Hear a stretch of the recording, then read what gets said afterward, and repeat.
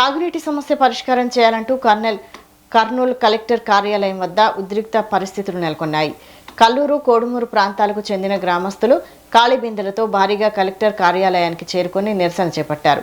ఈ సందర్భంగా ప్రజా సమస్యల పరిష్కార వేదికలోకి వెళ్లేందుకు ప్రయత్నించగా పోలీసులు అడ్డుకున్నారు. అయినప్పటికీ ఆందోళనకారులు లోపలికి వెళ్లి కలెక్టర్కు వ్యతిరేకంగా నినాదాలు చేశారు.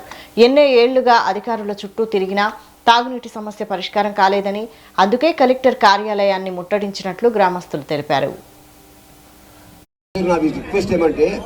1991 నుంచి ఇప్పటికి మేము ఇచ్చిన అర్జీలు ఒక లారీకి అవుతాయి కాబట్టి అదే పనిలో కొంతమంది పోయినాం. ఈ సమస్య రాకముందే చాలాసార్లు సంబంధిత అధికారుల దగ్గరికి, కలెక్టర్ దగ్గర గారికి ఈ విధమైనటువంటి జన సమీకరణ లేకుండానే మేము అధికారుల దృష్టికి తీసుకుపోయినాము.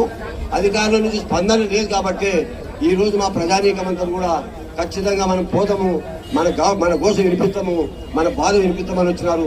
దయచేసి మీరు మమ్మల్ని అర్థం చేసుకొని మేమెవరికి కూడా లోనికి రాపిచ్చే పరిస్థితి ఎవరు ఇచ్చారంటే ఏఈ గారు వచ్చారు. మేము అక్కడ జాయింట్ కలెక్టర్తో మాట్లాడి పిలుచుకొచ్చి ఏర్పాటు చేస్తామని చెప్పి అన్నారు.